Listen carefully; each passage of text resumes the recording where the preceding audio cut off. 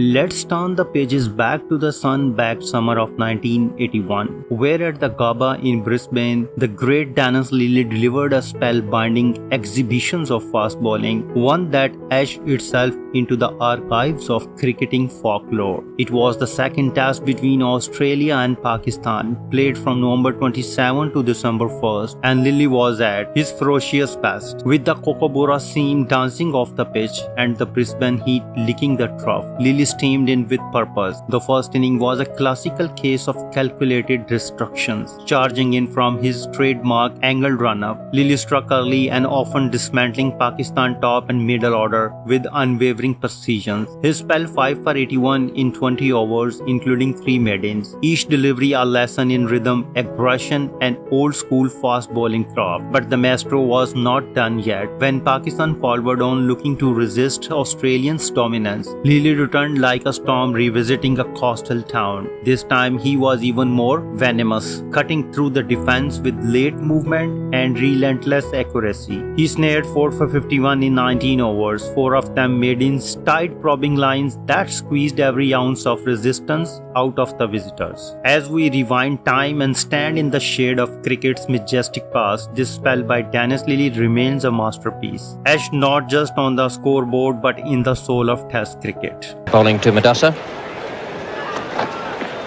Well, down the leg side, a big appeal there. He's given him, yes, down the leg side, caught behind. Madassa flicking at that one. There certainly was a noise. Madassa didn't go, and Marsh caught the catch. Umpire Johnson gave him out. Well, the old combination, Marsh-Lillee, but this time one down the leg side. Madassa just looking to flick it away, gets a fine edge. Rodney Marsh was across there, had it well covered. That gives Dennis Lillee's 297th wicket. Madassa on his way back, caught Marsh, bowled Lillee for 36. And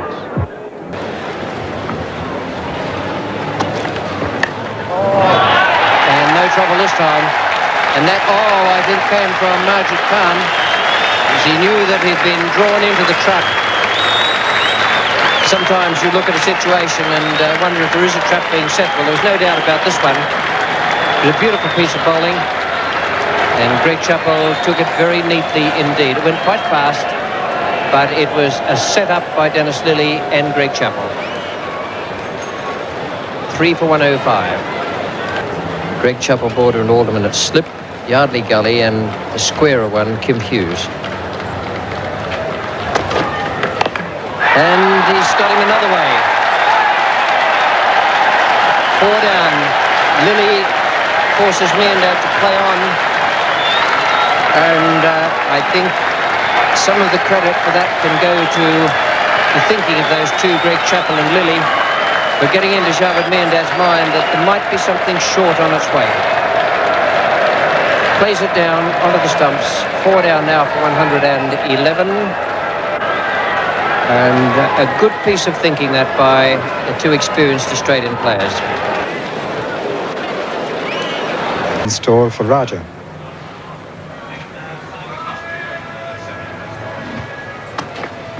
It's a short one, it's in the air, and this might be out. Yes, it could well be out. He's out, yes, taken down there once again. Wasim Raja going to a catch on the deep fine leg boundary, and Lillee, that is fine bowling by him.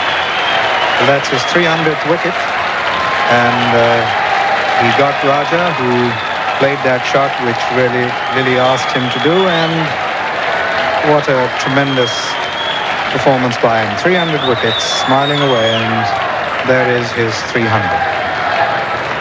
Straight into the fielder there, and it's all over for Raja, and there's Dennis Lillee.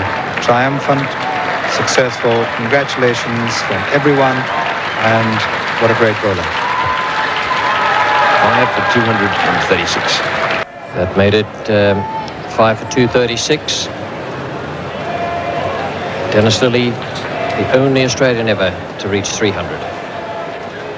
Because for 300 wickets, I reckon he's taken 1 every 49 deliveries. Certainly, he's quicker in test matches than anyone else. 56 tests, and he's streets ahead. And of course he's a fast bowler, which makes his achievement all the more remarkable, because it's not only a feat of penetration, it's also a feat of endurance.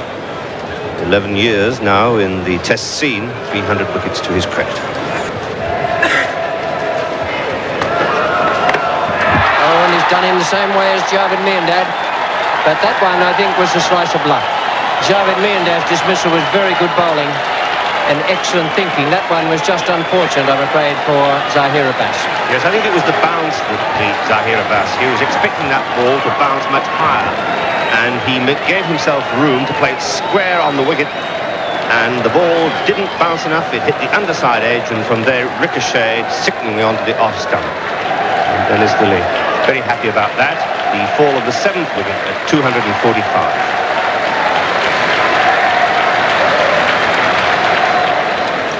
With that, and Dennis Lillee in those bowling figures, 5 wickets again for the 20th time for Australia. What a competitor. He's just come back from 2 matches suspension, and here he is chipping in again with 5. Really top-class piece of bowling, that. A lot of bounce, and that was what surprised Mudassar. Mudassar unwisely taking his eye off the ball and allowing it to strike him on the glove. Laird is the man at short leg. A lot of bounce there, and a good catch. Was indeed a good catch, with Laird coming in very, very close to the batsman. You can see Mudassar flinching there, taking his eye off the ball, surprised by the fact the ball cut back and bounced. And Laird, wasn't he quick? That ball only travelled a matter of about 3 feet from the batsman, but Laird was quick to come in. So the first wicket has fallen with 72 runs on the board. And if he gets out, he'll only have himself to blame. Oh, that's close. It's not caught.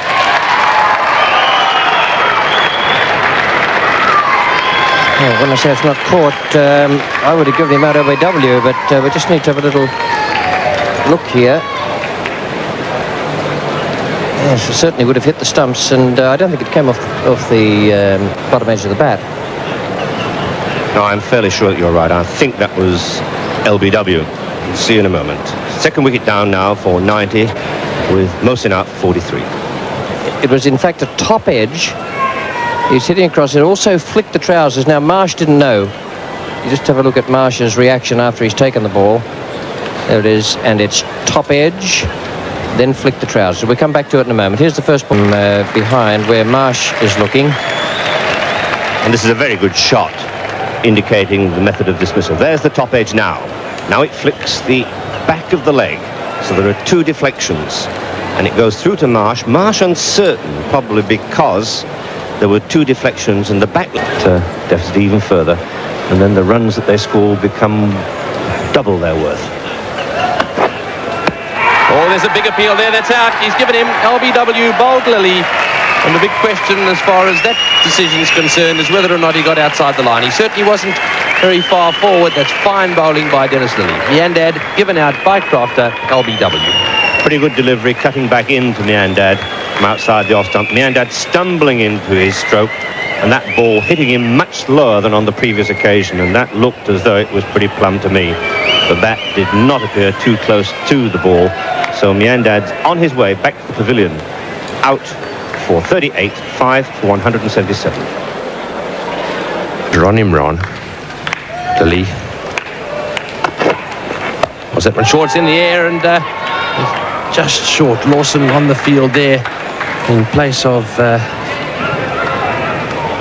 not too sure who's replaced out there, but that one went high down towards Lawson, who came in initially very quickly but couldn't quite make it. He's out there in place of Hughes. And that was a pretty brave shot for Imran to play whilst he was on those pair of ducks. And it was a rather hesitant stroke too. As you can see, it was more of a shot that helped the ball on its way, and not only helped it on its way, but also lofted it. And it just fell short of Lawson. It's a pretty good job he didn't hit it better than he did. Oh, he's bowled him. What a beautiful ball that by Dennis Lillee. Raja on his back foot trying to force. It was never there to force. He should have been pushing forward to it, and those stumps scattered all over the place. The writing's on the wall now, and Raja, I think, looking askance at the pitch, because that ball cut back into him and kept pretty low, didn't it? It hit the stumps about a quarter of the way up, but it went between the gate, and Raja was beaten by the movement off the wicket. So the end of Raja's innings with a total of 178 for the loss of 6 wickets.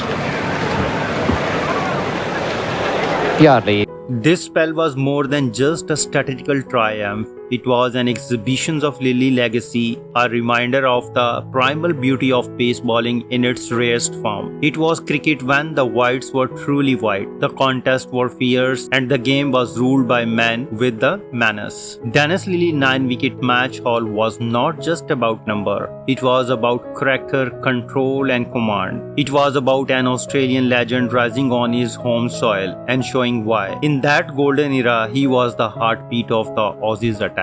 Dennis Lillee, born on 18 July 1949 in Perth. He is celebrated as one of the most formidable fast bowlers in cricket history. His career spanning from 1971 to 1984 and actually marked by remarkable achievement and relentless spirit that left an indelible mark on the game. Dennis Lillee Test career is a testament to his prowess and resilience. Over 70 matches, he claimed 355 wickets at an impressive average of 23.92. His best bowling figure in an innings was 7 for 83 and he achieved his best match figure of 11 for 123. Throughout his Test tenure, he secured 23 5-wicket hauls and 7 10-wicket match hauls. His economy rate stood at 2.75 with a strike rate of 52, underscoring his efficiency and threat as a bowler. Notably, he held the world record for the most Test wicket at one point in his career. In the first-class cricket, Dennis Lillee dominance was equally pronounced. Across 198 matches, he amassed 882 wickets